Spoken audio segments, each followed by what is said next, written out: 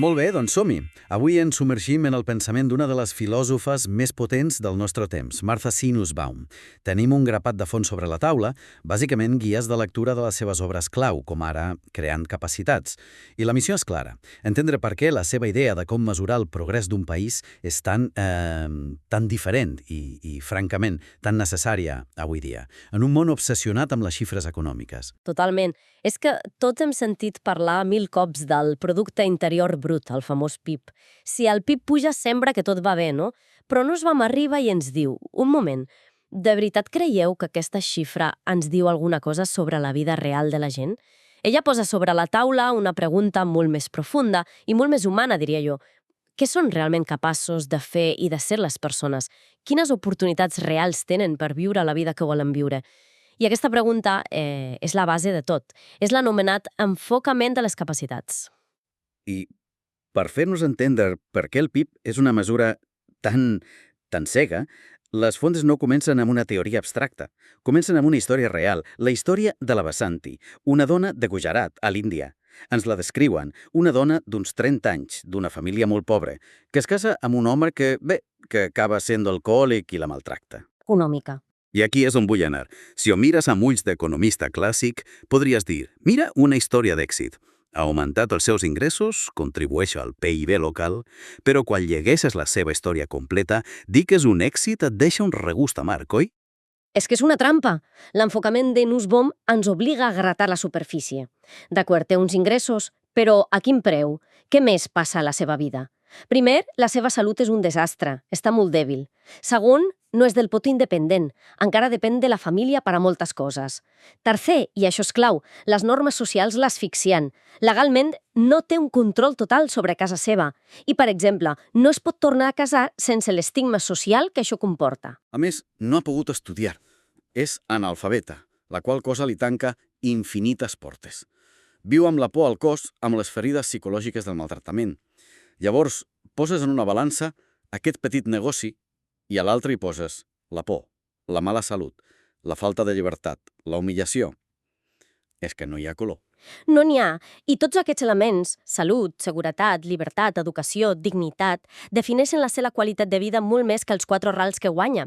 Són dimensions de la seva vida que el PIB simplement no veu. Les esborra del mapa. És com si no existissin. Hi ha una metàfora a les fonts que em sembla brutal.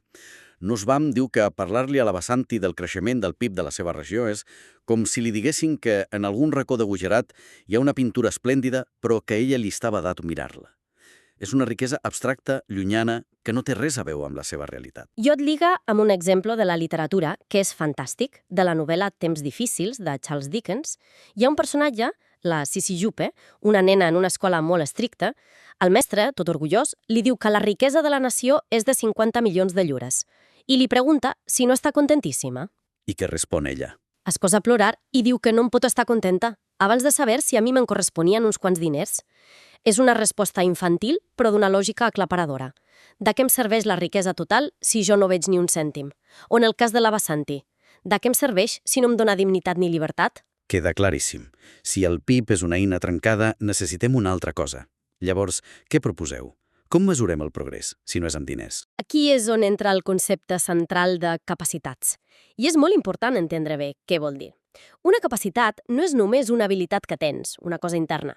No és només saber llegir.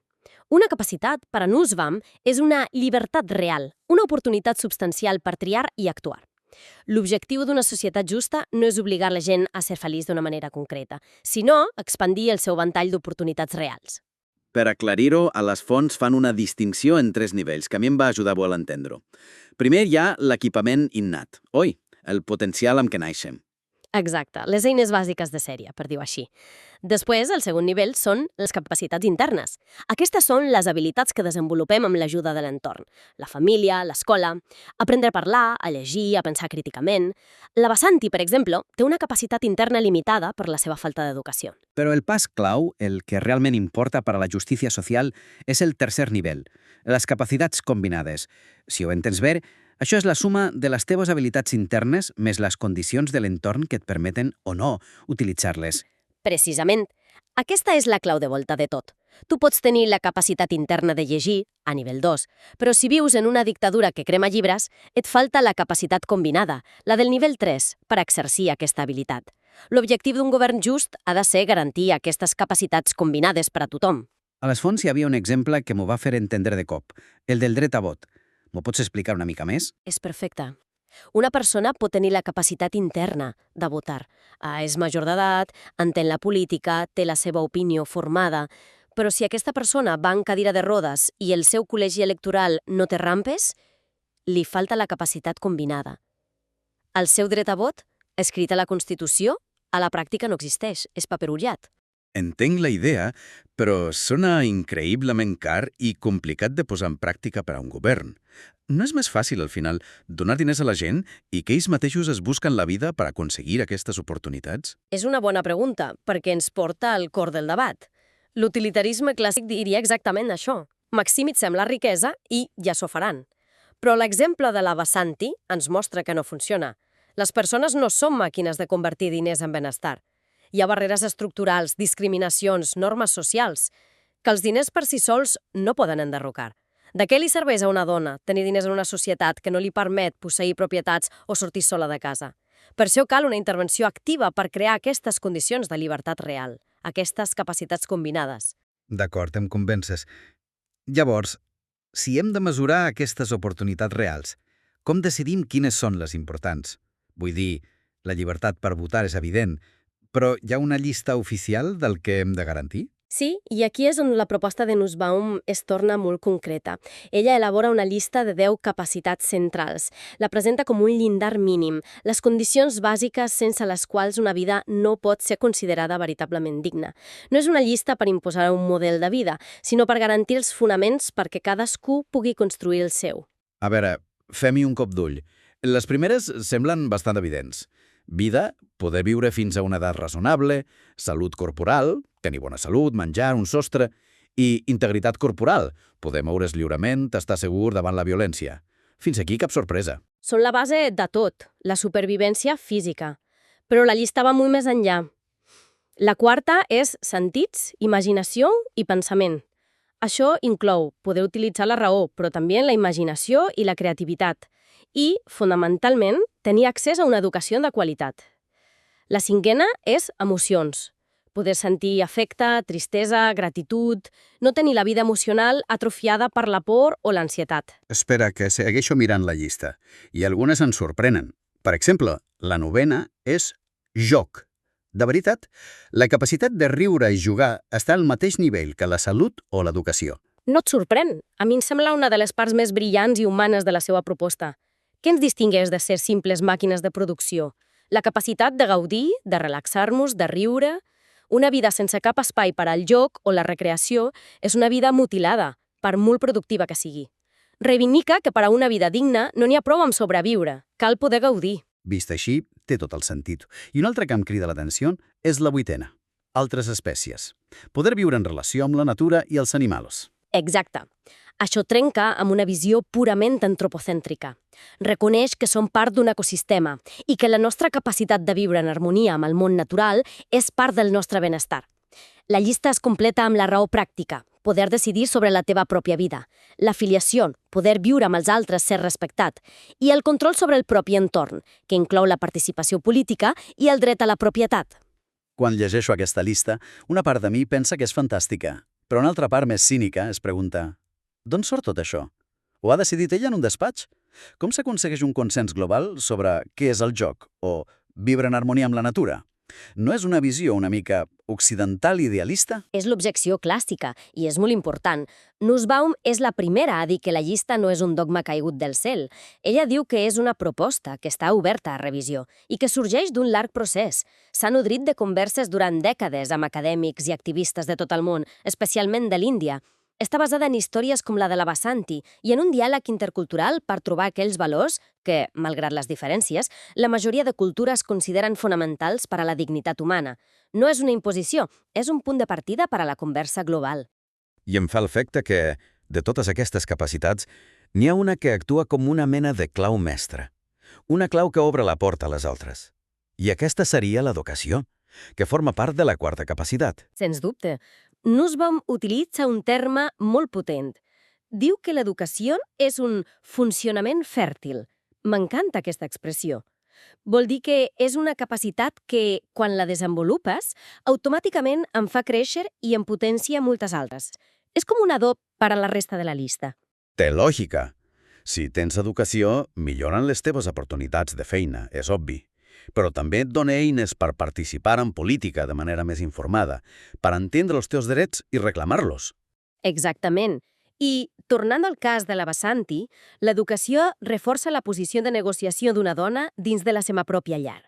Una dona amb estudis té més probabilitats de plantar cara a l'abús, de gestionar l'economia familiar, de planificar el seu futur. L'educació és poder. Poder real i tangible per transformar la teva vida. I el més interessant és que aquesta idea filosòfica ha tingut conseqüències legals reals. Les fonts esmenten un parell de casos judicials que són fascinants. Un a l'Índia, el cas Moini Jain. Un cas transcendental. El Tribunal Suprem de l'Índia va sentenciar que el dret a l'educació no és un extra, no és un luxe. Forma part del dret fonamental a la vida i a la dignitat humana. L'argument és que una vida sense educació és una vida disminuïda, una vida animal, diu la sentència. Per tant, l'Estat té l'obligació de proveir-la. És portar la filosofia de Nussbaum directament a la llei. I un altre cas als Estats Units, Plyler contra Doe, que també és molt potent. El Tribunal Suprem va prohibir que es negués l'educació pública als fills d'immigrants sense papers. I l'argumentació és purament de l'enfocament de les capacitats, encara que no l'anomenin així. El tribunal va dir que negar l'educació a aquests nens crearia una subclasse permanent, persones condemnades a viure al marge de la societat, sense oportunitats. Van reconèixer que la manca d'educació es cobra un preu inestimablement abusiu en el futur d'una persona. O sigui, la justícia va entendre que l'educació no és només aprendre coses, és la porta d'accés a una vida digna. Això connecta directament amb un advertiment que fa Nussbaum i que avui dia és més rellevant que mai. La tendència actual a enfocar l'educació gairebé exclusivament en habilitats tècniques, en allò que dona un rendiment econòmic immediat, la famosa obsessió amb l'STEM, la programació. L'IA hi veu un perill enorme, una crisi silenciosa.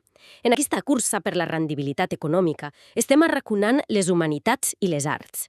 La filosofia, la literatura, la història, la música es consideren luxes inútils.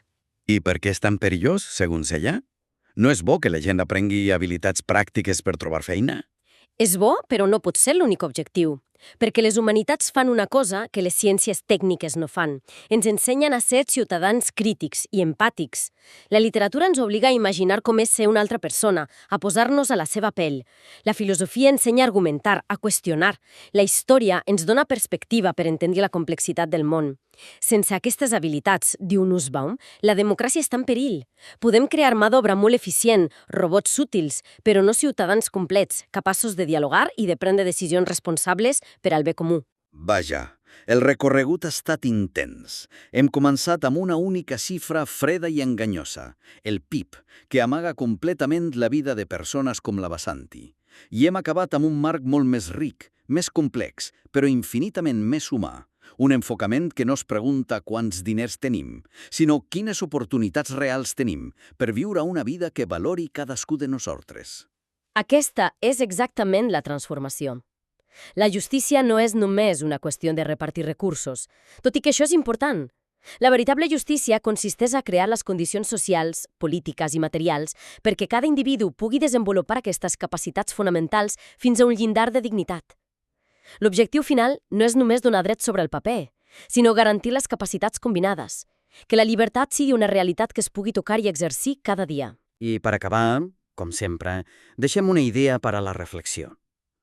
L'enfocament de Nussbaum, com hem vist, va més enllà de les fronteres d'un país. Parla de justícia global. Però les fonts insinuen que va encara més enllà. Sí, i aquí és on es posa realment radical. La vuitena capacitat, la de la relació amb altres espècies, ja ens donava una pista. Nussbaum estén el seu marc de justícia per incloure explícitament els animals no humans.